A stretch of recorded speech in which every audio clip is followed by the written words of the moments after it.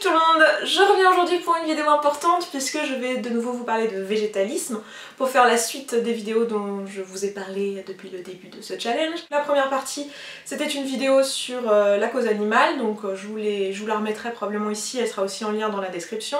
Et celle-ci je vais vous parler de la santé et j'en ferai également une à propos de l'environnement. Donc dans ces vidéos là je suis pas en train de vous expliquer pourquoi moi je suis végane, j'ai fait une vidéo spécifiquement là-dessus et je vous la remettrai en lien également ici du coup, et aussi dans la description si vous avez envie d'aller la voir. Dans la société dans laquelle on vit, les gens sont tous globalement omnivores, voilà, on sait ce que ça veut dire équilibrer une alimentation omnivore, on est éduqué pour ça.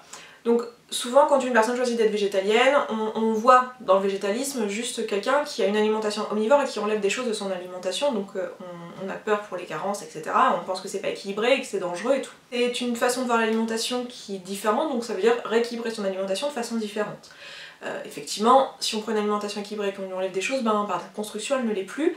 Ici je vais pas vous parler de comment équilibrer une alimentation végétalienne, je ferai une vidéo spécifiquement là-dessus, donc soyez un peu patients, je peux pas tout dire dans toutes les vidéos, je sais qu'à chaque fois c'est frustrant pour vous parce qu'il y a des choses que je dis pas, quand je fais une vidéo sur la cause animale je parle pas de l'environnement et sûrement l'inverse sera vrai aussi.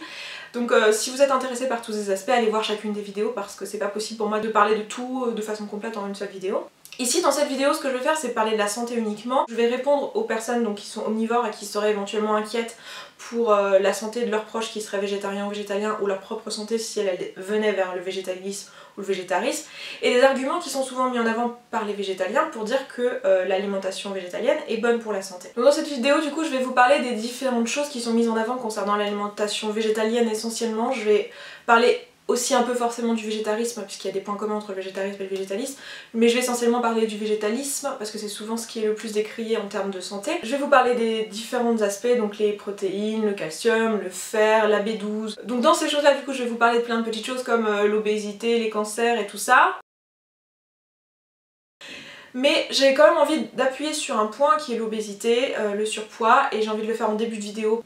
Le végétalisme ou le véganisme, lorsqu'on parle uniquement d'alimentation, les deux mots se valent, ce n'est pas un régime amaigrissant. C'est un régime alimentaire dans le sens où c'est une façon de manger, mais ce n'est pas, et ça ne sera jamais, un régime pour maigrir. Et ça s'applique aussi à la santé. On entend très souvent des personnes véganes dire à des personnes omnivores, si tu es en mauvaise santé, si tu as de l'acné, si tu as du surpoids, si tu as des problèmes, deviens végétalien et tout ira mieux.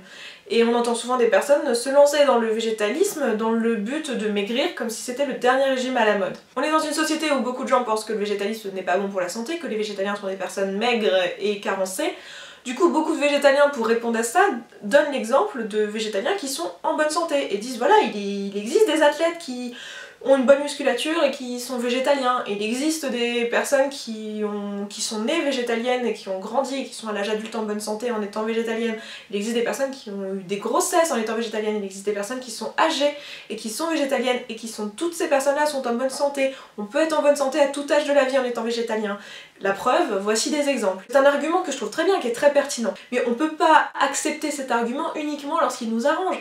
Il existe aussi des gens omnivores qui sont en très bonne santé, on peut être en bonne santé à tout âge de la vie, on peut être un athlète omnivore, on peut être une femme enceinte omnivore, on peut être un omnivore qui est né omnivore, qui a grandi omnivore, qui est omnivore à l'âge adulte et qui est en bonne santé, on peut être un vieux omnivore et être en bonne santé. La raison et l'unique raison pour laquelle beaucoup de gens se retrouvent en meilleure santé en devenant végétaliens, c'est parce que beaucoup de gens sont en mauvaise santé, parce que leurs choix alimentaires ne sont pas les bons, et qu'en étant végétalien, on est plus ou moins forcé à faire des meilleures choses alimentaires, tout simplement parce que il existe moins de produits industriels qui soient végétaliens, et que quand on commence à s'informer sur l'alimentation, on va avoir tendance à faire des choix qui sont meilleurs pour la santé. Du coup, oui, c'est sûr que si on est en surpoids parce qu'on mange de la blanquette, de la charcuterie, de la crème fraîche et des gâteaux au chocolat entre les repas, forcément en étant végétalien, une fois qu'on aura plus tout ça, on va forcément perdre du poids.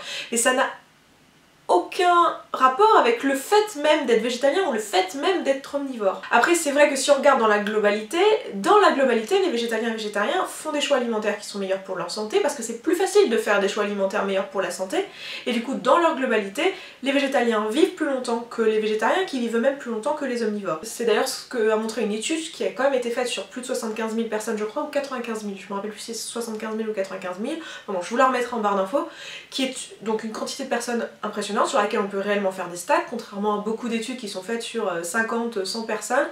Là on peut réellement faire des statistiques là-dessus, et qui ont montré ça. Donc c'est un fait, mais ce n'est pas le simple fait d'être végétalien ou le simple fait d'être omnivore qui va déterminer votre santé, mais bien les choix alimentaires que vous faites en connaissance de cause. Et si vous êtes un omnivore qui mange très peu de viande ou très peu de poisson et qui évite les produits laitiers, vous avez toutes les chances d'être en bonne santé.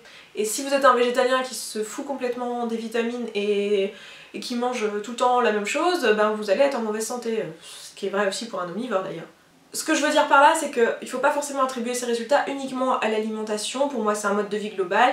Alors, bien que ces résultats soient intéressants et montrent que du coup, dans la globalité, l'alimentation végétalienne est excellente pour la santé, il suffit de regarder les résultats et les faits sur l'expérience de vie. Il faut quand même garder en tête que l'espérance de vie n'est pas juste dictée par son alimentation, mais par son mode de vie général, et que oui, une personne qui est végétalienne, qui en plus fait du vélo et qui ne fume pas, aura effectivement de meilleures espérances de vie que quelqu'un qui est omnivore, qui se nourrit de saucissons matin, midi et soir, et qui fume comme un pompier.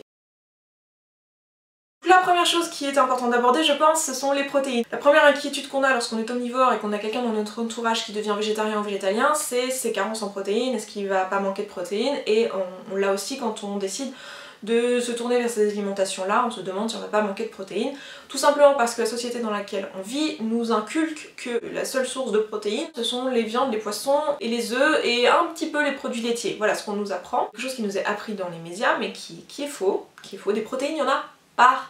Dans tout ce que vous mangez, il y a des protéines. N'importe quoi qui a des cellules, concrètement des protéines. Ce qu'il faut comprendre, c'est qu'il est impossible de ne pas en consommer en réalité. À partir du moment où vous mangez, vous ne pouvez pas manquer de protéines. Si vous mangez à votre faim, que vous avez suffisamment de calories, et que vous ne mangez pas tous les jours exactement la même chose, vous ne manquerez pas de protéines. Le rôle des protéines dans le corps humain, il est fonctionnel et structurel. Ça veut dire que ça va participer à l'élaboration de chacune de vos cellules de votre corps.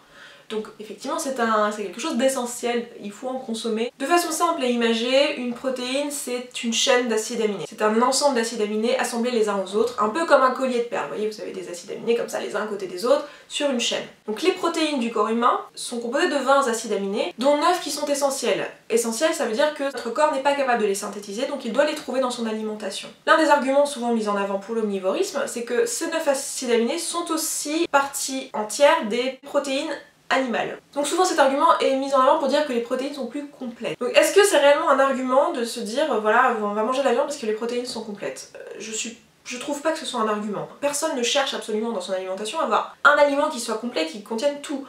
Tout le monde mange plein de choses et il n'existe pas un aliment qui contient protéines, sucres, vitamines, minéraux, tout ce qu'il vous faut, complet, tac tac tac, hop, dans un shaker, hop, et on mange. Non. De toute façon on mange tous variés, donc je trouve pas qu'il y ait un intérêt débordant à avoir un aliment qui contient tout. Et en plus de ça, c'est pas forcément la protéine la plus proche du corps humain, celle des animaux. Si on voulait réellement apporter une protéine complète à l'humain, alors dans ce cas il faudrait manger de la chair humaine. Alors est-ce que c'est vraiment un argument? Est-ce qu'on va se retrouver à être cannibale juste parce que c'est plus complet? En plus de ça, elle l'est pas nécessairement, c'est-à-dire que oui, la protéine animale va contenir tous les acides aminés essentiels, mais elle va contenir beaucoup moins d'acides aminés non essentiels. Je dis tout à l'heure qu'on les trouve dans tout, mais elles sont particulièrement riches dans tout ce qui est légumineuses. Donc les légumineuses, ça va être le soja, les pois cassés, les lentilles, tout ce qui est haricots rouges, haricots blancs, voilà. Ça, ce sont les légumineuses.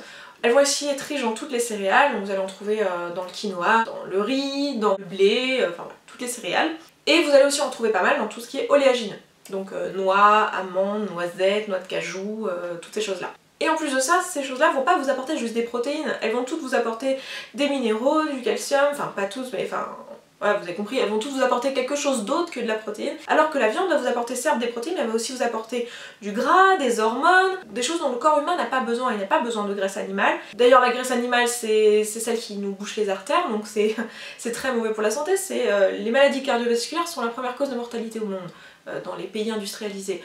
Donc voilà, en mangeant végétalien, vous ne pouvez pas boucher vos artères, à moins que vous mangiez de l'huile de palme, et de l'huile de coco à longueur de journée. Ce sont les deux seules sources que je connaisse. S'il y en a d'autres, n'hésitez pas à me les donner si vous en connaissez d'autres, mais pour moi ce sont les deux seules sources de mauvais gras qui sont connues dans le règne végétal. Donc si vous mangez que celle-ci tout le temps et en grande quantité, en quantité équivalente à ce que vous auriez eu en mangeant de la viande à tous les repas, peut-être que vous allez boucher vos artères, mais sinon c'est complètement impossible pour vous de le faire. La grosse différence entre un chat et un lion, à part l'évidence comme je l'ai déjà dit dans une précédente vidéo, la grosse différence, c'est que si vous donnez de la viande à manger à un chat ou à un lion, son taux de cholestérol ne va pas augmenter parce qu'il a ce qu'il faut dans le corps pour gérer le cholestérol. Alors que le corps humain, non. Si vous lui augmentez sa quantité de graisse animale, sa quantité de cholestérol va augmenter dans son sang. Donc on n'est pas capable d'assimiler ça, ce qui veut pas dire qu'on ne peut pas du tout en manger. Si on en mange suffisamment peu, eh bien ça va pas boucher nos artères parce qu'on a aussi d'autres mécanismes qui fonctionnent pour faire que nos artères soient nettoyées avec le temps, etc. et qu'on reste en bonne santé. Mais c'est quelque chose que si on en mange trop, c'est mauvais pour notre santé, et pour moi c'est la preuve elle-même à elle seule que le corps humain n'est pas fait pour manger que de la viande. Le corps humain n'est pas carnivore. Ensuite, la deuxième chose qui pose souvent problème, c'est le calcium. Donc pareil, l'industrie alimentaire nous a appris que le calcium se trouve dans le lait, qu'il faut boire beaucoup de lait pour avoir des os solides. Donc ça, c'est quelque chose de faux. Du calcium, c'est pareil, il y en a dans beaucoup d'aliments. Alors là, c'est pas comme les protéines, il n'y en a pas partout, mais il y en a dans beaucoup de choses, notamment dans tout ce qui est légumes verts. Et effectivement, il y en a dans le lait. C'est quelque chose de terrible qu'on ait réussi à nous convaincre quand même, moi la première, parce que je suis pas née végane, qu'on a besoin de lait pour être en bonne santé. Et pas n'importe lequel en plus, le lait de vache. Et peut-être même qu'on a plus besoin de lait de vache que de lait de notre mère. C'est-à-dire que maintenant on en arrive même à dire que le lait maternel n'est pas forcément bon pour les enfants, qu'il n'est pas complet, qu'il n'est pas ceci, qu'il n'est pas cela, et qu'il vaut mieux manger, donner à nourrir à notre enfant un lait industriel. Ce qui pour moi est complètement hors de bon sens. Bon, après ça n'engage que moi, mais voilà, pour moi c'est complètement aberrant. Aucun humain n'a besoin de lait de vache. Et je vais répéter ça. Aucun humain, quel que soit l'âge de la vie, n'a besoin de lait de vache. Le seul être vivant qui a besoin de lait de vache, c'est le veau. Point barre. Pas d'argumentation possible là-dessus. La vache ne fait pas du lait pour le corps humain.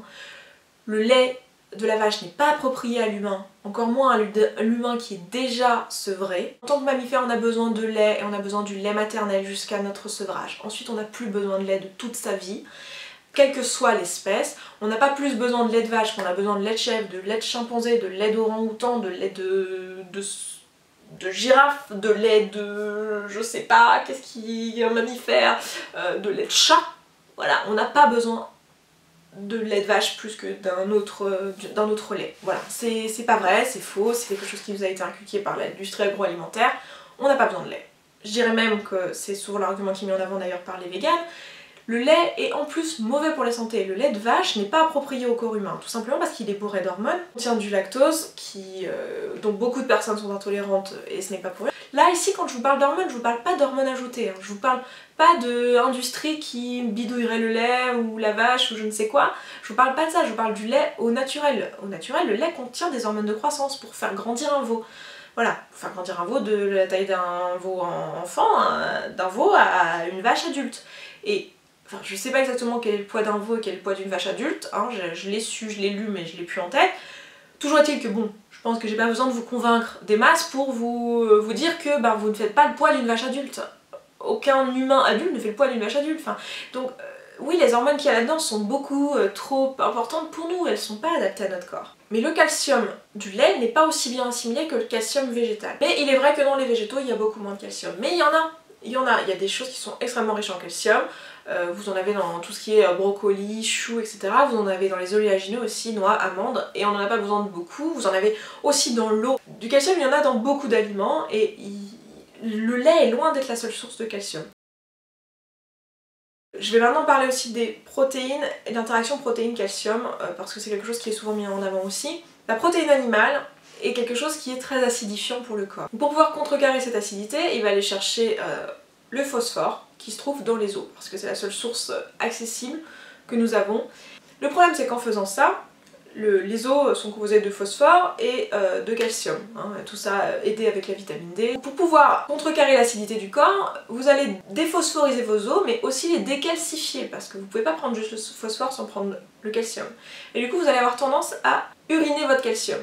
Donc effectivement, avec du lait, vous allez apporter du calcium, mais vous allez aussi apporter de la protéine animale qui va avoir tendance à décalcifier les os. Donc au final, tout ça, c'est pas hyper efficace. Je vous mettrai en lien également les études qui ont montré ça, parce que si vous avez envie d'aller vérifier cette information, je vous encourage vraiment à le faire parce que c'est une information qui est quand même importante. Après, il existe aussi des études qui ont montré le contraire, qui ont montré que le calcium qu'on retrouvait dans les urines n'était en fait pas issu des os. Mais les études que j'ai trouvées là-dessus sont en fait des études qui sont financées par l'industrie agroalimentaire américaine. Ça qui est très très difficile dans l'alimentation, c'est qu'il y a beaucoup d'argent en jeu, c'est une industrie énorme. Après le logement, c'est la principale source de dépenses dans les foyers, donc forcément c'est de l'argent que tout le monde veut, et il y a beaucoup d'industries, enfin même les industries de tout ce qui est vegan et tout ce qui est bio, etc., qui se prennent le bec avec les industries traditionnelles. Donc le mieux c'est d'aller vérifier toutes les informations et de prendre le temps de s'informer, de tout lire, pour essayer de comprendre dans sa globalité tout ce que je suis en train de vous dire. Donc le calcium issu du lait n'est pas le meilleur calcium pour le corps, et le lait, pour tout un tas d'autres raisons, n'est pas bon pour la santé, et j'encouragerais personne à boire du lait, surtout pas les personnes qui sont intolérantes. Et il suffit d'aller sur le plan national santé, nutrition santé en France, vous allez vous apercevoir sur le site mangerbouger.org, qui conseille même à des personnes qui sont intolérantes de boire du lait quand même, ce qui montre bien à quel point ils sont payés par tout ce qui est Danone, Nestlé et j'en passe, parce que dire un truc comme ça c'est juste aberrant. Si vous êtes intolérant à un produit, arrêtez de le consommer, point, il n'y a pas de discussion possible, et encore plus un produit comme le lait dont vous n'avez pas besoin, personne n'a besoin de lait. Je sais pas si vous vous souvenez, si vous aviez vu ma vidéo il y a 2 ans, mais j'avais parlé des études qui montraient que l'ostéoporose dans les pays qui naturellement ne mangeaient pas de lait et qui étaient naturellement végétaliens était plus bas que dans les pays comme l'Europe ou les États-Unis où la consommation de produits laitiers est assez élevée. Beaucoup de personnes se servent de ces études-là comme argument pour dire que le lait n'empêche pas l'ostéoporose. Je vous avais dit de se méfier parce que, comme je vous l'ai dit même avec l'autre étude globale sur l'espérance de vie, c'est le genre d'étude qui ne dépend pas que d'un seul paramètre. L'ostéoporose ne dépend pas uniquement de la consommation de produits laitiers, mais va dépendre de la génétique et du mode de vie. Depuis, il y a eu de la recherche qui a été faite sur le sujet en 2 ans, et en fait je vais revenir du coup sur ce que j'ai dit, puisque en réalité cette étude-là était bien probante. Il y a des études qui ont montré que les personnes qui sont expatriées, qui sont asiatiques, qui se retrouvent donc qui sont à la base dans un pays où la consommation de produits laitiers est nulle, ou quasi nulle, se retrouvent en fait à avoir des problèmes d'ostéoporose en étant expatriés aux États-Unis. Donc là, on écarte complètement l'hypothèse de la génétique, mais on va mettre plutôt en avant le fait que le mode de vie est quelque part responsable de l'ostéoporose. Donc on pourrait croire que ça peut être autre chose du mode de vie américain que l'alimentation et en particulier la consommation de produits laitiers, mais on s'est rendu compte récemment que depuis qu'on a introduit les produits laitiers dans l'alimentation asiatique qui ne contient pas de produits laitiers à la base, eh bien le taux d'ostéoporose de ces populations-là a fortement augmenté. Ça montre bien que la consommation de produits laitiers est responsable de l'ostéoporose, contrairement à tout ce que l'industrie du lait veut nous faire croire. C'est vrai qu'il nous faut du calcium pour les os, c'est vrai que les produits laitiers contiennent du calcium, par contre consommer des produits laitiers décalcifie également, et donc c'est pas du tout quelque chose qui fonctionne a priori sur le long terme, comme on peut le voir avec ces études. Ensuite je vais parler du fer. Alors le fer c'est quelque chose qu'on peut trouver dans l'alimentation végétale sans trop de difficulté, principalement dans les légumes verts. Pareil, j'en reparlerai encore en détail dans l'équilibre alimentaire pour savoir quoi choisir, etc. Si vous êtes inquiet d'ailleurs de la composition des aliments, je vous mettrai en barre d'infos, mais il y a des bases de données qui sont disponibles et qui sont libres pour savoir exactement quelle est la composition en tout élément nutritionnel de n'importe quel aliment. Donc non, c'est une information erronée, il y a du fer dans la viande rouge, mais on n'a pas besoin du fer de la viande rouge pour ne pas être carencé. On peut trouver son fer dans le reste de l'alimentation, c'est exactement la même chose que pour la protéine et pour le calcium, donc je vais pas rentrer en détail. Les végétariens ne sont pas plus anémiés que les omnivores, c'est une idée fausse. Effectivement, le taux de fer des végétariens est globalement plus bas que le taux de fer des omnivores, mais ça n'a absolument aucune conséquence sur la santé, il reste tout à fait correct. Ensuite, la B12. Alors, je vous parle de la B12. Si vous ne connaissez pas du tout l'alimentation végétalienne, vous avez peut-être jamais entendu parler de la B12. Donc la B12, c'est la seule vitamine que l'on ne trouve pas dans l'alimentation végétalienne moderne. C'est-à-dire que si on choisit d'être végétalien en 2016 en Europe ou aux États-Unis et qu'on ne se complémente pas, on a toutes les chances d'être carencé en vitamine B12. Donc la vitamine B12 est quelque chose d'essentiel au corps. On peut avoir notamment des problèmes au niveau du système nerveux, donc c'est pas une vitamine dont on a envie d'être carencé. La bonne nouvelle, c'est qu'on en a besoin de vraiment très peu et que le corps humain la conserve très longtemps. Donc souvent quand on passe à l'alimentation végétalienne qui ne contient pas de B12 ou très peu, on n'est pas carencé avant plusieurs années. Cette vitamine, elle est synthétisée par une bactérie qui se trouve dans le côlon de tous les animaux, vous y compris. Vous en synthétisez vous-même dans votre corps, simplement vous le synthétisez dans la chaîne de votre digestion trop tardivement pour réellement pouvoir l'assimiler et en avoir suffisamment. La vitamine B12, c'est donc quelque chose qu'on trouve dans les sels. Voilà.